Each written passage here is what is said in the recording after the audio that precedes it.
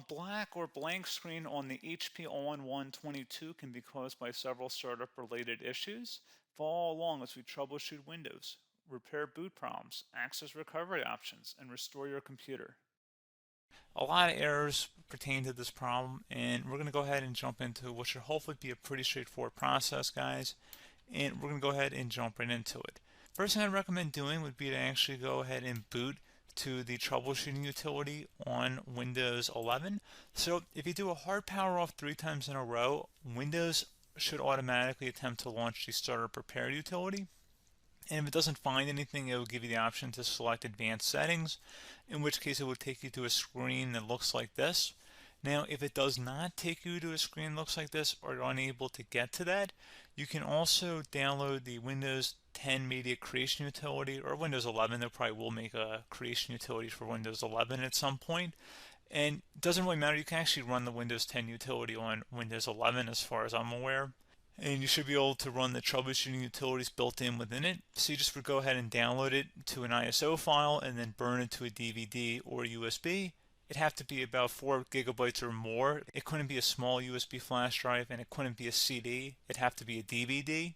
And then you boot your computer from it. So depending on the computer manufacturer, you'd have to tap a different key on your keyboard in order to launch that menu, in order to select what boot drive you want to go off of. So it could be anything between the escape key, F2, F8, F12, for example, and those are the function keys on the top of your keyboard.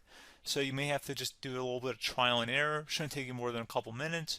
Googling it would probably be best before you even begin. But anyway, we're ready to go ahead and jump right into it. So we're on the choose an option page. So these will look very similar whether you're booting from it directly within Windows itself, or if you're plugged in a USB flash drive with the media creation utility installed and you selected the recovery option.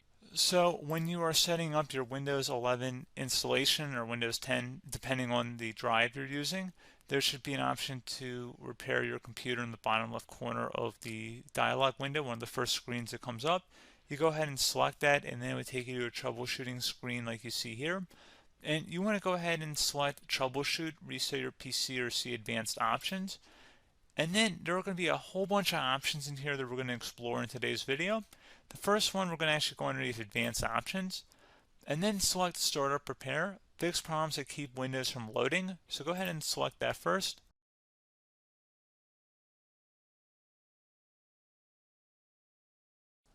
Okay, so you can see it could not repair our PC. That was our first option we could try. Something else, if we go back into advanced options here and then select troubleshoot, we're going to go underneath advanced options again. You can go ahead and actually access safe mode by selecting startup settings. And then if you select the restart button, you have the option on the screen select safe mode with networking, which will give you a key on the screen. It'll tell you which key to press to enter that. I believe it's the F7 key. It'll do that for you. I'm not going to go over that in today's tutorial because I don't really want to go into safe mode, but you're more than welcome to attempt that by going into here and then selecting restart. Again, it'll launch another screen. It'll say what key do you want to press, and it'll give you like 7 or 8 different options, and you want to select safe mode with networking.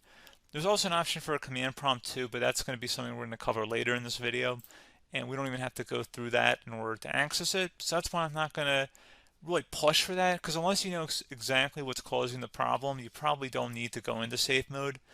Unless you're trying to recover files, in which case then you definitely can go into safe mode, but we're trying to actually recover our computer here. So I hope that makes sense. Something else we can also try here as well would be to uninstall updates, remove recently installed quality or feature updates from Windows. So if you go ahead and select that, you can uninstall the latest quality updates, which generally is the more day-to-day updates. Feature updates are the less regularly released ones, like the big ones. I would equate it to service packs in like Windows 7 and Windows Vista and Windows XP. So larger updates that occur once or twice a year at most. And the quality updates are more just a regular update. So probably obviously depend, it'll take longer if you're going to try and uninstall the latest feature update versus quality update. And maybe you don't need to go back that far. So just giving you guys a couple pointers with that. Something else you can also look at here, and we're going to jump into the command prompt in a little bit, but you can select System Restore, which will use a restore point recorded on your PC to restore Windows. And this is something I would highly recommend here, guys. So select next. Assuming you have a restore point saved on your computer, you go ahead and select the most recently created one, and you'll select next, and then you'll select the drive. You shouldn't actually have to select the drive. You can scan for affected programs, but we're going to keep it all default here, and then we're going to select finish. So once started, system restore cannot be interrupted. Do you want to continue?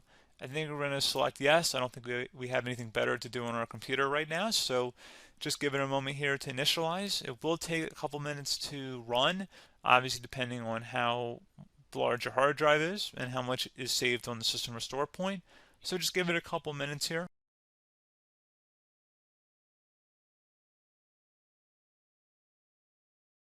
Okay, so you can see the system has been restored successfully. We're going to go over a couple different methods in addition to that if that did not work. So I'm just going to pause the video and we're going to start back on the recovery screen that we started with. Okay, so a couple other things we can try here too. If you go back into troubleshoot, you can select reset your PC, while you choose to keep or remove your personal files and then reinstalls Windows. You can select to keep my files, which will remove apps and settings but keeps your personal files. You can also select remove everything, which will remove all of your personal files, apps, and settings. So this is more of a factory reset, the second option here. First option, it should not delete all of your personal files. However, it will pretty much clear most of your programs. And keep in mind, there's no guarantee that your information, number one, is even still available and easily recoverable on your computer to the point that you actually would be able to recover anything. And the second point is that there's always a chance that it won't actually recover and it will just do a factory reset anyway. So there's no guarantee that actually would keep your files anyway. So I would recommend trying to get a recovery tool and backing that up first before selecting it anyway. But again, those are a couple different options. And then something else you can try here if you go back to the choose an option. Another option, if you go underneath choose an option and select troubleshoot, advanced options, and now select where it says command prompt. Okay, so the first thing we should do is type our main hard drive here. In most cases, it should be the C drive. So you just do a C colon and then hit enter on your keyboard. So once you're underneath the C drive, we're going to type in dir and then hit enter on your keyboard. It should have program files, users, and Windows all in there. That's how you know you're in the right directory.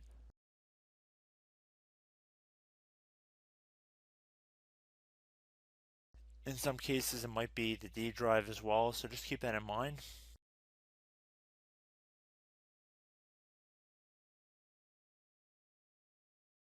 Next thing we're going to do is type in cd space / Windows / system 32 / config, and then you're going to hit enter on your keyboard.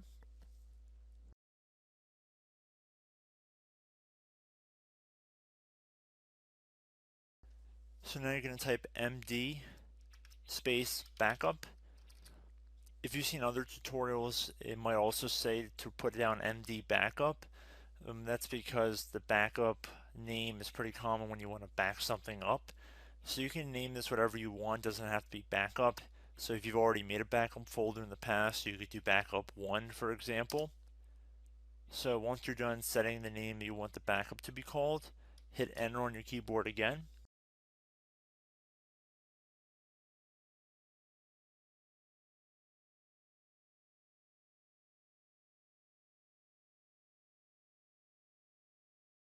At this point you want to type copy, C-O-P-Y, space, then you want to do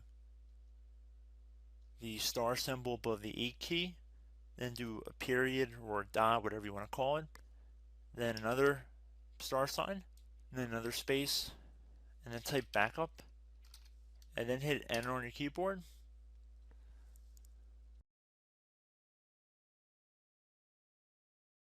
Now you want to type cd reg back, REGBACK, and then hit enter on your keyboard. So now that we are under the reg back, so now you want to type dir again, and then hit enter.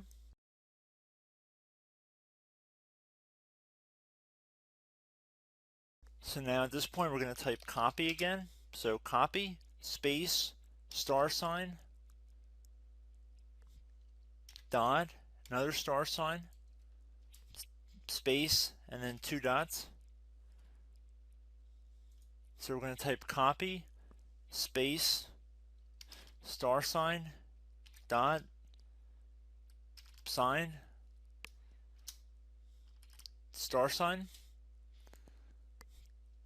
dot, dot, and then hit enter on your keyboard again. So for overwrite, you want to overwrite all. So type A on your keyboard, so capital A, and then hit enter on your keyboard.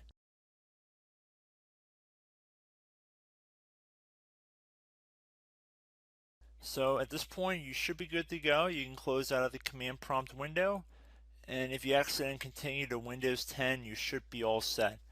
So I hope one of these 3 or 4 different methods we went through in this tutorial helped you guys out. Again, I'm not sure if you guys heard me earlier, but try to go back into your safe mode if possible and uninstall any programs you know might be conflicting with the Windows startup if you can get into safe mode. So just keep that in mind. Something very simple like that could be blocking up everything. So again, I hope this tutorial helped you guys out, and I will catch you in the next tutorial. Goodbye.